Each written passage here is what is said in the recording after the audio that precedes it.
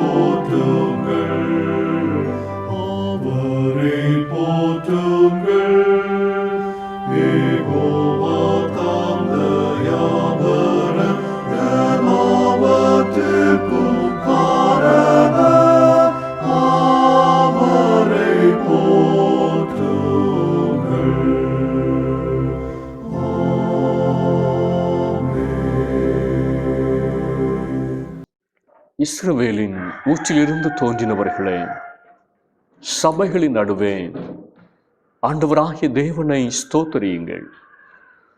தேவன் ஒருவரே, பூமி அனைத்தின் மேலும் உன்னதமானவர். ஜெபம் செய்வோம். பரிசுத்தத்தில் மகத்துவம் உள்ளவரும் துதிகளுக்கு பாத்திரருமாக இருக்கிற எங்கள் அன்பின் பரலோக பிதாவே, உம்மை உள்ளத்தின் ஆழத்திலிருந்து போற்றுகிறோம். ஒருமைப்பாட்டின் ஞாயிறாக இந்த ஞாயிறை நினைவு கூர்ந்து கிறிஸ்துவின் திருவுடலாய் ஒரே திருச்சபையாக இணைக்கப்பட்டிருக்கிறோம் என்ற தெய்வீக உணர்வோடும் விசுவாசத்தோடும் ஆராதிக்க அருள் தாரும். பிளவுபட்ட உலகில் உறவோடும் கருணையோடும் நற்சாட்சியாய் வாழ்ந்திட இந்த தொழுகையின் வழியாய் எங்களை பலப்படுத்தும். ஆராதனையில் பங்கு பெறுகிற சிறியோரையும் பெரியோரையும் ஆசீர்வதியும். ஆண்டவரின் அளவில்லாத கிருபையும் பிரசன்னமும் ஒவ்வொருவரையும் சூழ்ந்து கொள்ளட்டும்.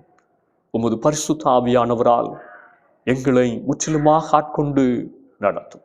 இரட்சகர் இயேசு கிறிஸ்துவின் திருநாமத்தில் வேண்டிக் கொள்ளுகிறோம் நல்ல பிதாவே, ஆமென். ஆண்டவருடைய பரிசுத்த நாமத்தை நாம் மகிமைப்படுத்தும் வண்ணமாக ஞான பாடலிலே 237வது பாடலை பாடுவோம். நீரோடையை மான் வாஞ்சித்து கதரும் வண்ணமாய் 237வது பாடல்.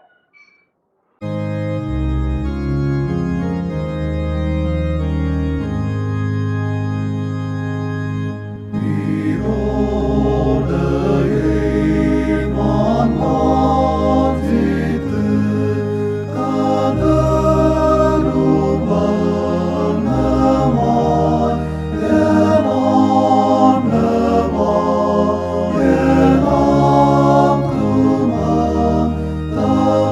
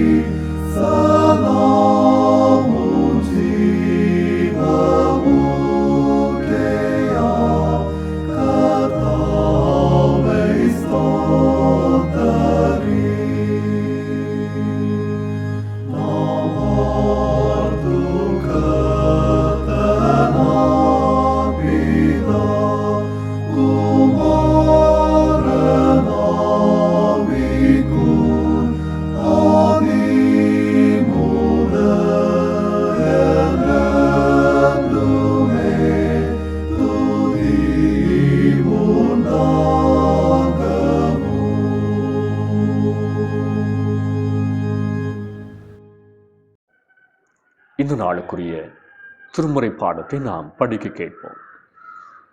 அப்போஸ்தலர் நடபடிகள் 4வது அதிகாரம் வசனங்கள் 32 முதல் 37 முடிய. விசுவாசிகளாகிய திரளான கூட்டத்தார் ஒரே இருதயமும் ஒரே மனமும் உள்ளவர்களாயிருந்தார்கள். ஒருவனாகிலும் தனக்குள்ளவைகளில் ஒன்றையும் தன்னுடையதென்று சொல்லவில்லை. சகலமும் அவர்களுக்கு பொதுவாயிருந்தது. கர்த்தராகிய இயேசுவின் உயிர்த்தெழுதலை குறித்து அப்போஸ்தலர்கள் மிகுந்த பலமாய் சாட்சி கொடுத்தார்கள். அவர்கள் எல்லார் மேலும் பூரண கிருபை உண்டாயிருந்தது. நிலங்களையும் வீடுகளையும் உடையவர்கள் அவைகளை விற்று விற்கப்பட்டவைகளின் கிரயத்தை கொண்டு வந்து அப்போஸ்தலருடைய பாதத்திலே வைத்தார்கள். அவனுக்கு தேவையானதற்கு தக்கதாய் பகிர்ந்து கொடுக்கப்பட்டது. அவர்களில் ஒருவனுக்கும் ஒன்றும் குறைவாயிருந்ததில்லை. சீப்புரு தீவானும் லேவியனும் அப்போஸ்தலராலே ஆறுதலின் மகன் என்று அர்த்தம் கொள்ளும் பர்னபா என்னும் மறுபேர் பெற்றவனுமாகிய யோசே என்பவன் தனக்கு உண்டாயிருந்த நிலத்தை விற்று அதன் கிரயத்தை கொண்டு வந்து அப்போஸ்தலருடைய பாதத்திலே வைத்தான். இந்த நாளுக்குரிய திருமுறை பாடம் படித்தாயிற்று.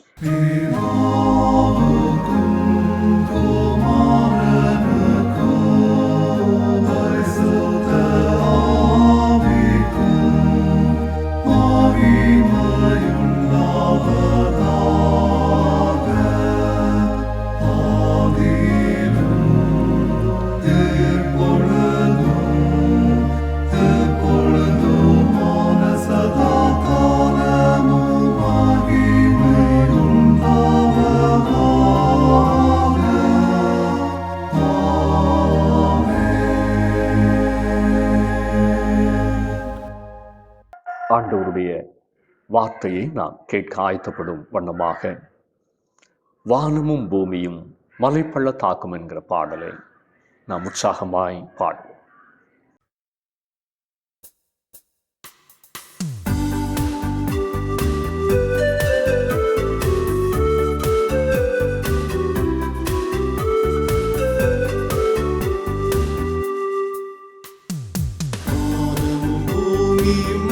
பள்ளத்தாக்கும் வாழ்த்துமே ஆண்டவர் நல்லவர் வல்லவர். வானமும் பூமியும் மலை பள்ளத்தாக்கும் வாழ்த்துமே ஆண்டவர் நல்லவர் வல்லவர். சந்திர சூரியன் சகலமும் வணங்குதே, எந்த நிதயமும் இன்பத்தால் பொங்குதே.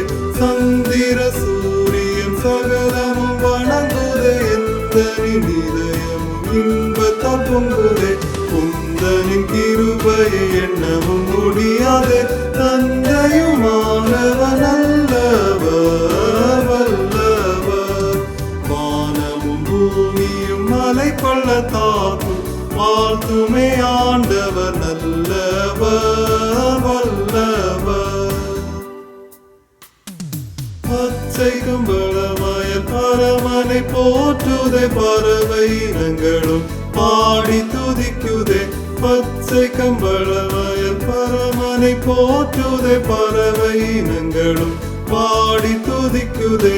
பக்தரின் உள்ளங்கள் பரவசமடையுதே, பரிசுத்த ஆண்டவர் நல்லவர் வல்லவர்.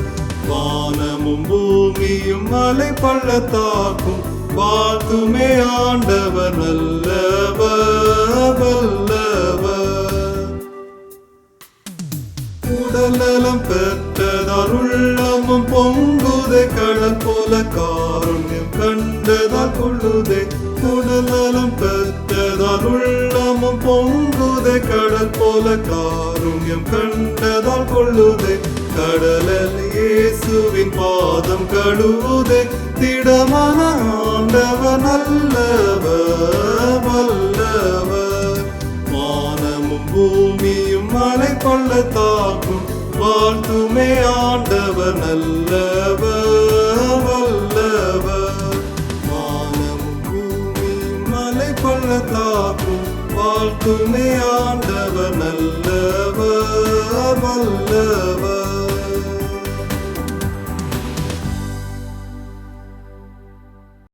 ஆசீர்வாதமான இந்த நாளுக்காக நாம் ஆண்டவரை ஸ்தோத்திரிப்போம். கர்த்தர் நம்மை ஆசீர்வதிப்பாராக. அப்போஸ்தலர் 4வது அதிகாரம் 32வது வசனத்தை நாம் தியானத்திற்காக மனதிலே பதித்துக் கொள்வோம். விசுவாசிகளான திரளான கூட்டத்தார் ஒரே இருதயமும் ஒரே மனமும் உள்ளவர்களாய் இருந்தார்கள். ஒருவனாகிலும் தனக்குள்ளவைகளில் ஒன்றையும் தன்னுடையதென்று சொல்லவில்லை. சகலமும் அவர்களுக்கு பொதுவாயிருந்தது. அப்போஸ்தலர் கால திருச்சபை எப்படி இருந்தது? ஆரம்ப கால திருச்சபையின் தரம் என்ன, தன்மை என்ன என்பதை இந்த வேத வசனம் விவரிக்கிறது. விசுவாசிகள் திரளாயிருந்தார்கள், ஆனால் ஒன்றாயிருந்தார்கள். அப்போஸ்தலர் 2வது அதிகாரத்தில் 3000க்கும் மேற்பட்ட ஜனங்கள் ரட்சிக்கப்பட்டு கர்த்தருடைய சபையில் சேர்க்கப்பட்டனர்.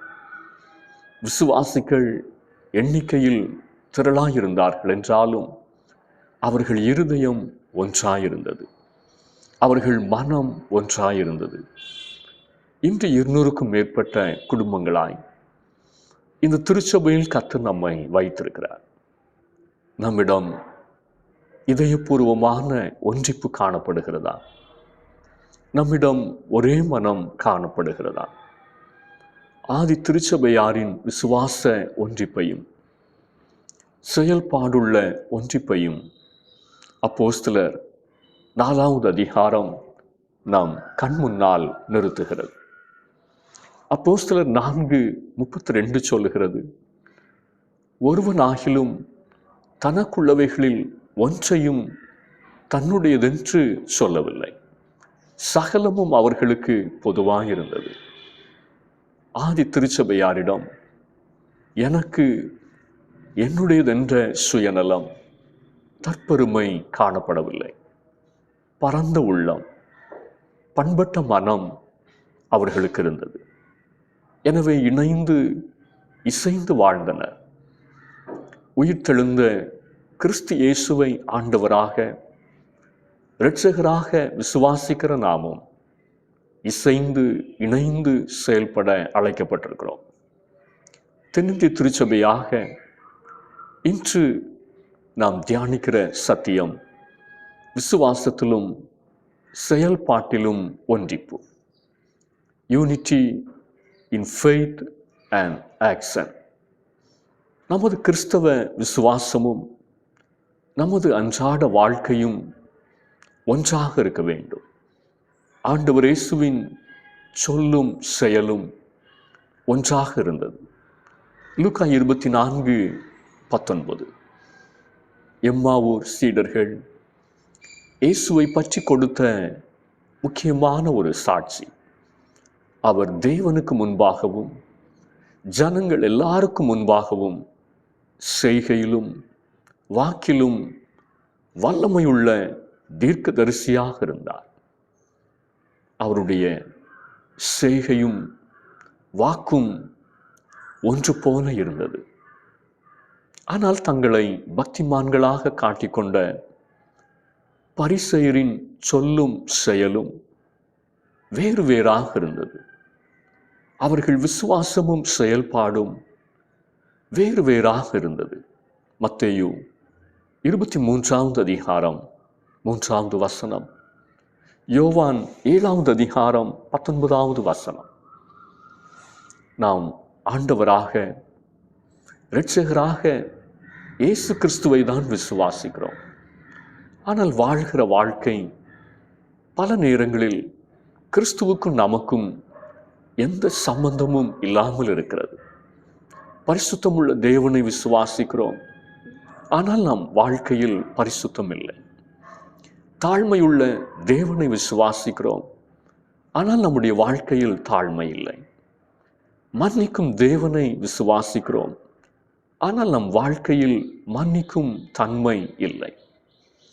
சரியான தேவனை விசுவாசிக்கிறோம், ஆனால் நம்முடைய வாழ்க்கை சரியில்லை. காரணம் என்ன? மேலோட்டமான விசுவாசம், வேறற்ற விசுவாசம், மாய்மாலமான விசுவாசம். இன்று நாம் விசுவாச வாழ்வை செவ்வைப்படுத்தி ஆழப்படுத்த நாம் அழைக்கப்பட்டிருக்கிறோம். அந்த விசுவாசம் நம் வாழ்வில் செயலாக்கப்பட வேண்டும். முதலாவதாக வேதம் சொல்லுகிறது, தேறினவர்களாக மாற்றும் விசுவாசம். அப்போஸ்தலர் 4 அதிகாரம் 33 வசனம். கர்த்தராகிய இயேசுவின் உயிர்த்தெழுதலை குறித்து அப்போஸ்தலர்கள் மிகுந்த பலமாய் சாட்சி கொடுத்தார்கள். அவர்கள் எல்லார் மேலும் பூரண கிருபை உண்டாயிருந்தது. கர்த்தரால் அப்போஸ்தலராய் தெரிந்து கொள்ளப்பட்டவர்கள் தங்கள் பலத்தை, தங்கள் நேரத்தை, தங்கள் வாயை எதற்கு பயன்படுத்தினார்கள்? இயேசுவின் உயிர்த்தெழுதலை சாட்சி பகர பயன்படுத்தினார்கள். நம் சொந்த பலத்தை காண்பிக்க, நம் சுயநலத்திற்காக திருச்சபையை நாம் பயன்படுத்தி விடக்கூடாது. உயிர்த்தெழுந்த இயேசுவை நாம் உயர்த்தி காண்பிக்க வேண்டும். அதற்காகத்தான் நாம் தெரிந்து கொள்ளப்பட்டிருக்கிறோம். உயிர்த்தெழுந்த இயேசுவை நம்முடைய வாழ்க்கை, நம்முடைய பேச்சு, நம்முடைய நடக்கை, நம்முடைய செயல்பாடு, நம்முடைய ஊழியம் வெளிப்படுத்த வேண்டும், உயர்த்தி காட்ட வேண்டும். அப்போஸ்தலர்கள் தங்களை பற்றியோ தங்கள் சாதனைகளை பற்றியோ பேசவில்லை. உயிர்த்தெழுந்த இயேசுவை பற்றியே பேசினார்கள். இதனுடைய விளைவு என்ன? 33 வசனம் சொல்லுகிறது, அவர்கள் எல்லார் மேலும் பூரண கிருபை உண்டாயிருந்தது. அடுத்தவரை பற்றி குறை பேசி கொண்டிருந்தால், பிறருடைய தவறுகளை ஊதி பெரிதுபடுத்தி கொண்டிருந்தால், எங்கே குற்றம் சாட்டலாம் என்று ஆராய்ச்சி செய்து கொண்டிருந்தால், தேவ கிருபையை நாம் இழந்து போவோம். தேவ பிரசன்னத்தை நாம் இழந்து போவோம். இயேசுவின் உயிர்த்தெழுதலை சாட்சி பகர நாம் அழைக்கப்பட்டவர்கள். அப்போஸ்தலர்களாக தெரிந்து கொள்ளப்பட்டவர்கள் ஆரம்ப நாட்களில் முதன்மையான இடங்களுக்காக போட்டி போட்டார்கள். ஒருவருக்கொருவர் எரிச்சல் கொண்டார்கள். பதவி மீது, அதிகாரத்தின் மீது நாட்டம் கொண்டார்கள். ஆண்டவர் இயேசு அதை கண்டித்தார். தன்னை அவர்களுக்கு முன்மாதிரியாக காண்பித்தார்.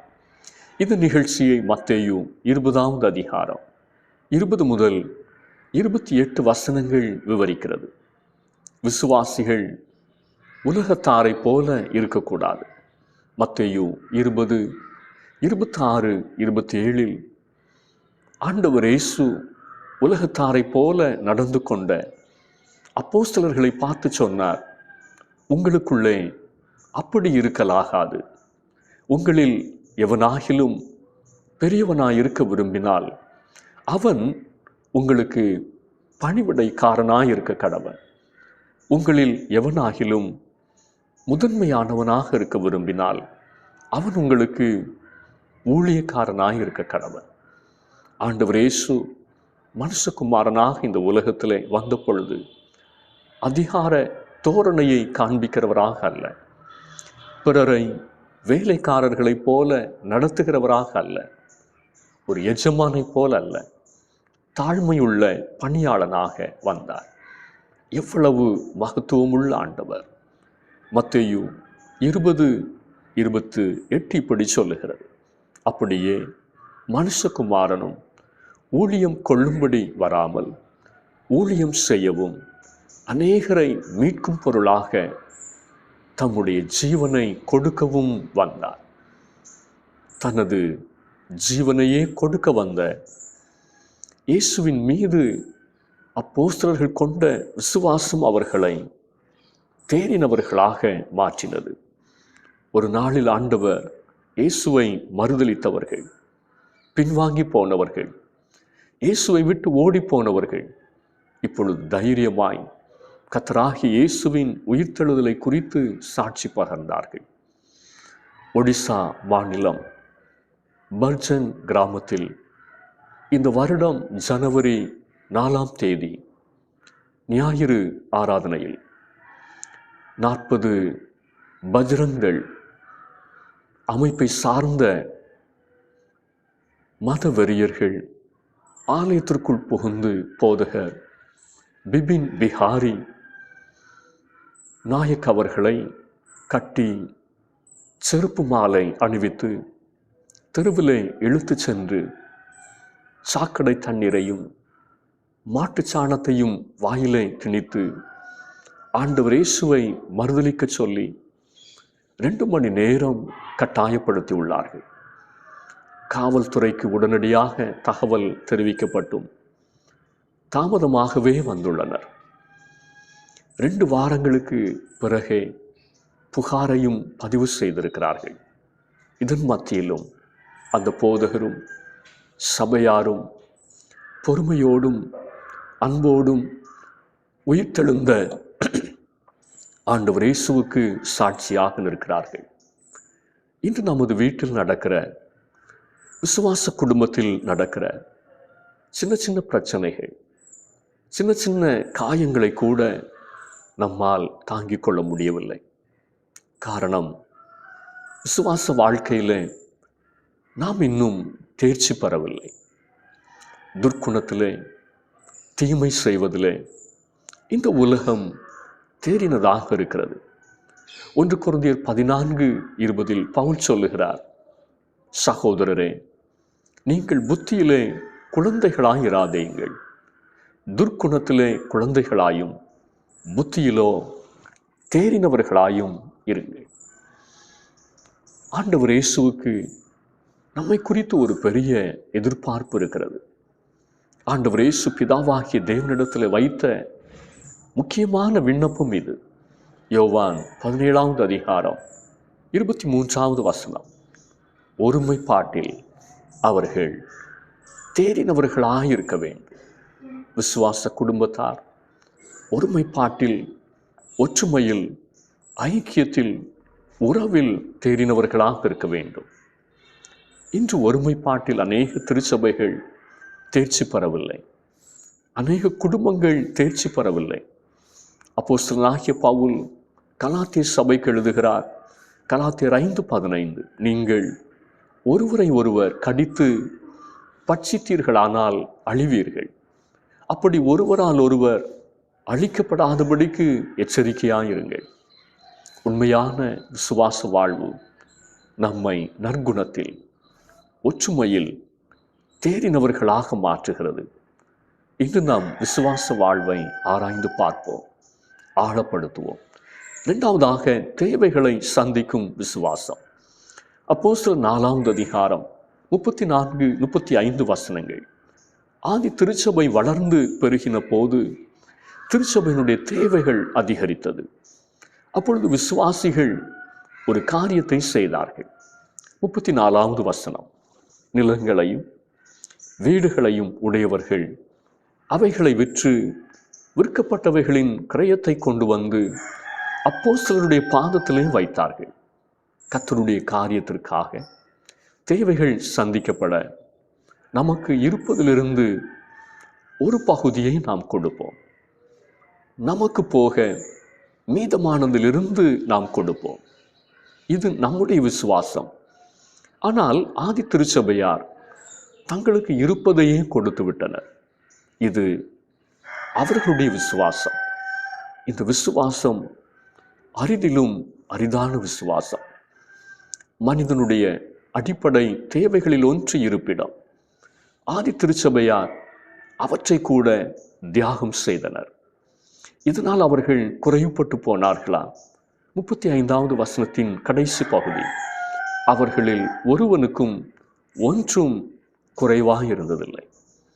ஆதி திருச்சபையார் கர்த்தருக்கு கொடுப்பதில் தன்னலமற்றவர்களாக, தாராள மனம் கொண்டவர்களாக இருந்தார்கள்.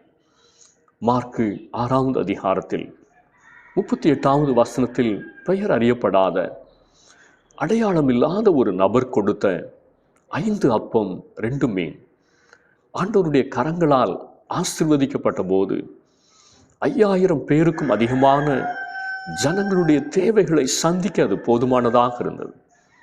பெயர் அறியப்படாத, அடையாளம் இல்லாத அந்த நபர் தனக்கு இருந்த உணவை விசுவாசத்தோடு தியாகத்தோடு கொடுத்தார்.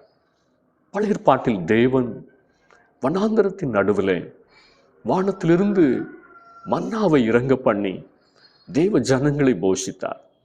புதிய ஏற்பாட்டில் ஆண்டவர் இயேசு தன்னையே ஜீவ அப்பமாக, உலகத்திற்கு வாழ்வளிக்கிற அப்பமாக பகிர்ந்து கொடுத்தார். அவருடைய அன்பு தியாகம் பெரியது. யோவான் 6:51 இயேசு சொன்னார், நானே வானத்திலிருந்து இறங்கின ஜீவாப்பம். இந்த அப்பத்தை புசிக்கிறவன் என்றென்றைக்கும் பிழைப்பான்.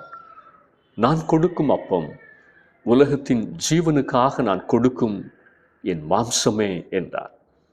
ஆண்டவர் இயேசு ஒரு பெரிய கொடை வள்ளல். நம்முடைய வாழ்வு, நம்முடைய ஜீவன் அவர் நமக்கு தந்தது. ஆண்டவர் இயேசுதான் நம்முடைய விசுவாச மாதிரி. நன்றியறிதலோடு நம்மையும் தேவன் நமக்கு தந்தவைகளையும் இயேசு கிறிஸ்துவின் கரத்தில் கொடுக்கும்போது அதை ஆசீர்வதித்து பெருக பண்ணுகிறார். இது அநேகருக்கு ஆசீர்வாதமாகவும் மாறுகிறது. பெரிய தேவைகள் சந்திக்கப்பட நாம் பெரிய மனிதர்களுடைய கையை எதிர்பார்த்து நிற்போம். ஆனால் தேவன் பெரிய தேவைகளை சந்திக்க அடையாளம் இல்லாத, அறியப்படாதவர்களின் உண்மையான தியாகத்தை எதிர்பார்க்கிறார். இஸ்ரவேல் தேசத்தில் அநேக வசதி படைத்தவர்கள் இருந்தார்கள். கர்த்தர் தேவ மனுஷனாகிய எலியாவின் தேவையை சந்திப்பதற்காக புறஜாதி தேசமான சீதோனில் இருக்கிற சாரிபாத் விதவையினிடத்திற்கு அனுப்பினார். லூக்கா 4 அதிகாரம் 15-16 வசனங்கள். ஒரு ஏழை விதவை பெண் தேவ வார்த்தைக்கு கீழ்ப்படிந்து விசுவாசத்தோடு இருந்த கொஞ்சமாவில் செய்த முதல் அடையை தேவ மனுஷனுக்கு கொடுத்தாள். பஞ்ச காலம் முழுவதும் அந்த குடும்பம் போஷிக்கப்பட்டது. நம்மிடத்தில் இருப்பதே கொஞ்சம்தான். ஆனால் அதை கர்த்தருடைய கரத்தில் கொடுக்கும்போது அந்த கொஞ்சத்திற்குள் தேவனுடைய அதிகம் இருப்பதை நம்மால் பார்க்க முடியும். தேவைகளை சந்திக்கிற ஒரு விசுவாசம் நமக்கு தேவை. கர்த்தர் நம்மிடத்தில் கொடு என்று கேட்பது அவரது தேவையை சந்திப்பதற்காக அல்ல, நம்முடைய தேவையை சந்திப்பதற்காக, நம்மை ஆசீர்வதிப்பதற்காக என்பதை நாம் உணர வேண்டும். தேவையை சந்திக்கிற ஒரு விசுவாசம், கடைசியாய் தேற்றும் விசுவாசம். அப்போஸ்தலர் 4 அதிகாரம் 36 வசனம். சீப்புரு தீவானும் லேவியனும் அப்போஸ்தலராலே ஆறுதலின் மகன் என்று அர்த்தம் கொள்ளும் பர்னபா என்னும் மறுபெயர் பெற்றவனுமாகிய யோசே. ஆறுதலின் மகன். ஆதி திருச்சபையில் பர்னபா சிறப்பித்து காட்டப்படுகிறார். அப்போஸ்தலர்களுக்கு ஒரு மகனை போல கீழ்ப்படிந்தவர், துன்புறுவோருக்கு ஆறுதல் அளித்தவர். எனவே அப்போஸ்தலர்கள் அவருக்கு சூட்டிய பெயர் பர்னபா. அதன் அர்த்தம் ஆறுதலின் மகன். ஒரு தேவனுடைய பிள்ளை, ஒரு உண்மையான விசுவாசி பிறருடைய சமாதானத்தை, சந்தோஷத்தை கெடுக்கிறவனாக இருக்க மாட்டான். பிறரை தேற்றுகிறவனாய், ஆறுதல் படுத்துகிறவனாக, உற்சாகப்படுத்துகிறவனாக இருப்பான். நாம் பிறரை தேற்றுகிற விசுவாசியாக இருக்கிறோமா, அல்லது பிறரை நோகடிக்கிற விசுவாசியாக இருக்கிறோமா? 1 தெசலோனிக்கர் 5:14 பவுல் விசுவாசிகளுக்கு எழுதுகிறார், ஒழுங்கில்லாதவர்களுக்கு புத்தி சொல்லுங்கள், திடனற்றவர்களை தேற்றுங்கள், பலவீனரை தாங்குங்கள், எல்லாரிடத்திலும் நீடிய சாந்தமாயிருங்கள். கிறிஸ்து இயேசுவின் மீது உண்மையான விசுவாசம் இருக்குமானால் நாம் பிறரை நல்வழிப்படுத்துகிறவர்களாக, தேற்றுகிறவர்களாக, பிறரை ஆறுதல் படுத்துகிறவர்களாக இருப்போம். 37வது வசனம் பர்னபாவின் அர்ப்பணமுள்ள விசுவாச வாழ்வை காண்பிக்கிறது. தனக்கு உண்டாயிருந்த நிலத்தை விற்று அதன் கிரயத்தை கொண்டு வந்து அப்போஸ்தலருடைய பாதத்திலே வைத்தான். அன்று பணத்தை பாதத்தின் கீழ் வைக்கக்கூடிய ஒன்றாகத்தான் பர்னபாவும் ஆதி சபையாரும் பார்த்தார்கள்.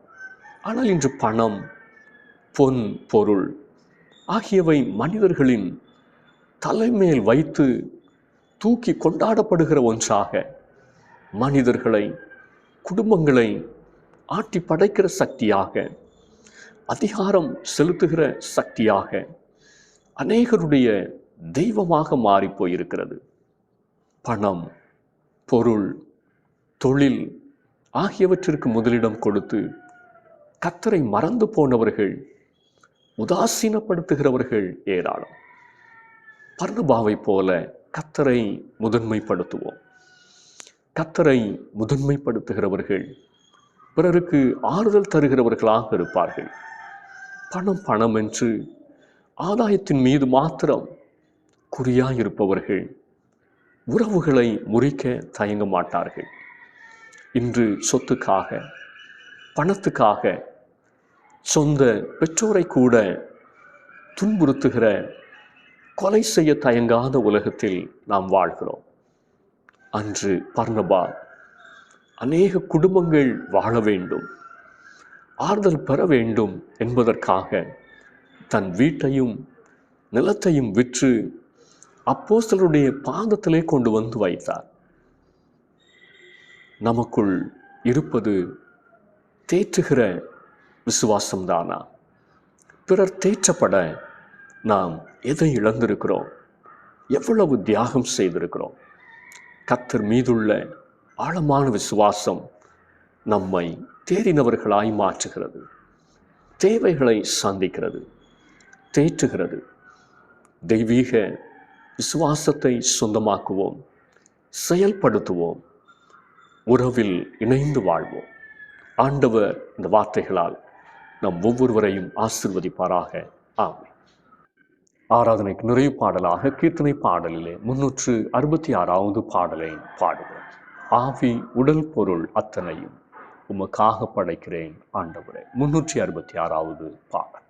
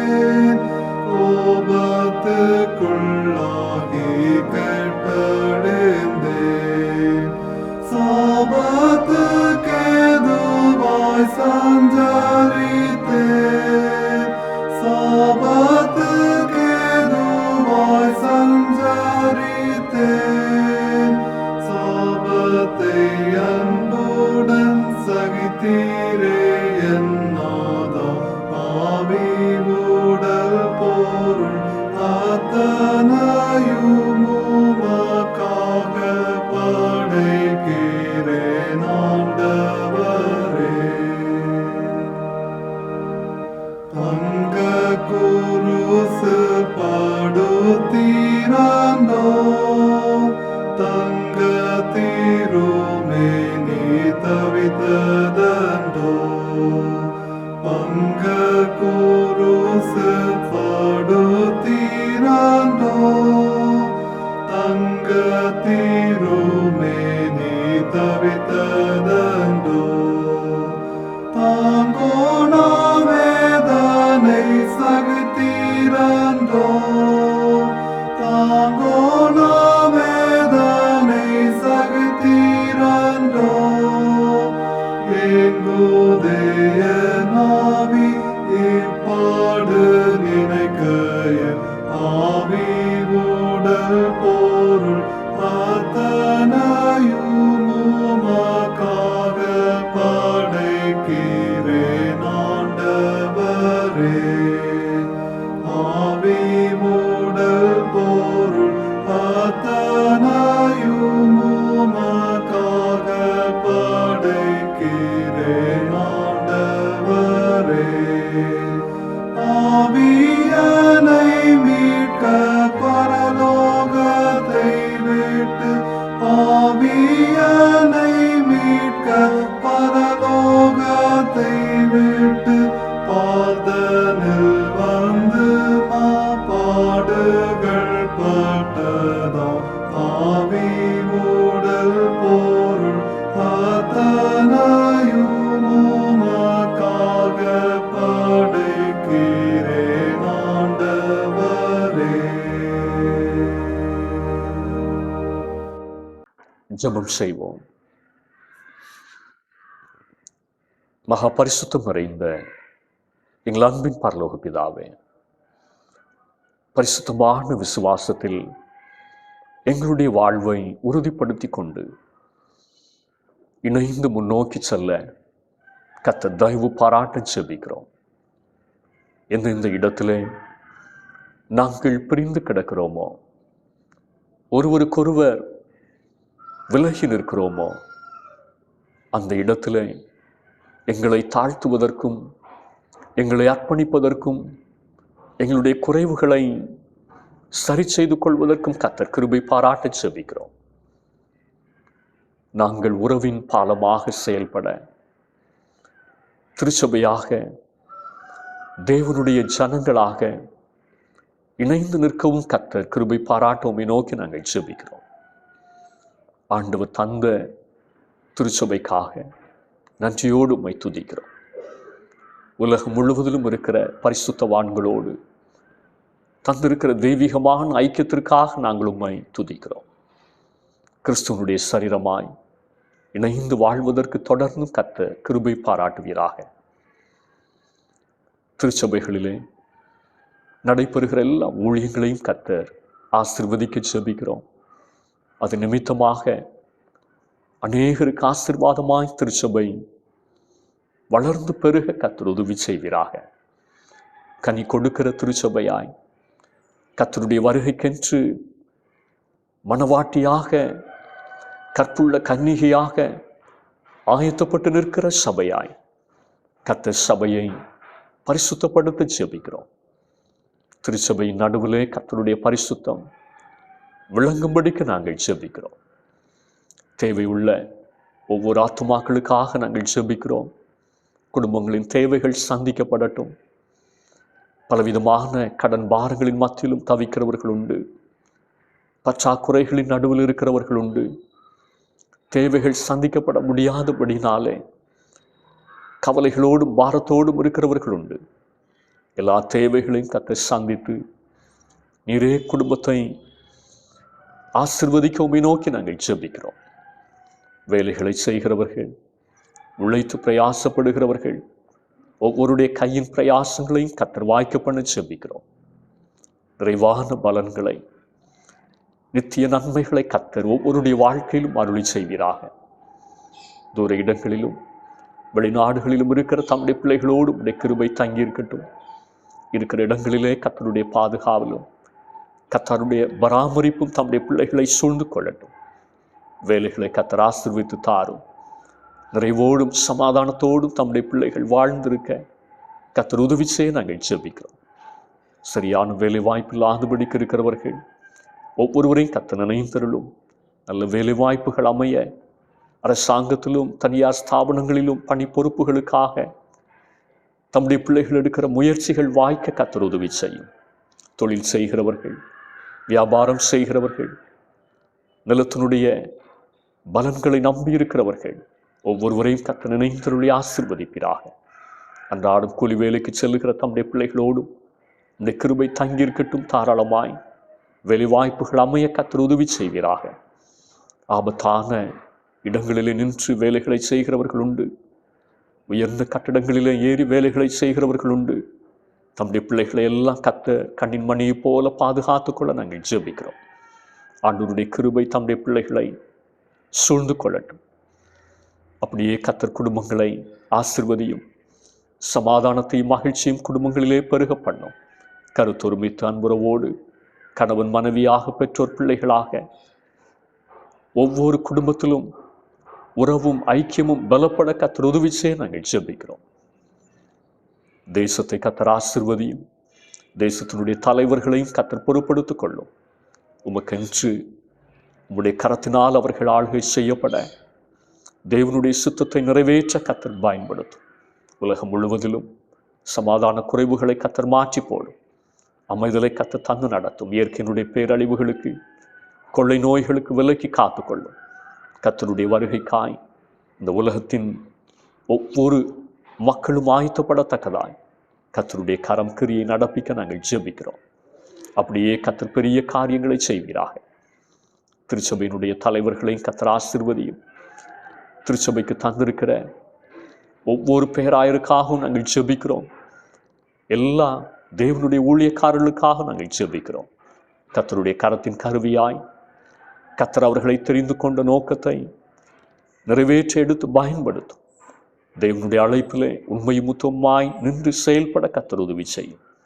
எல்லாவற்றிலும் கர்த்தருடைய நாமம் மகிமைப்படட்டும். எங்களை தேவ சமூகத்திலே ஒரு விசை தாழ்த்தி தருகிறோம். கர்த்தரை ஏற்றுக்கொள்ளும். இயேசுனுடைய பேரில் கேட்கிறோம் நல்ல பிதாவே, ஆமென்.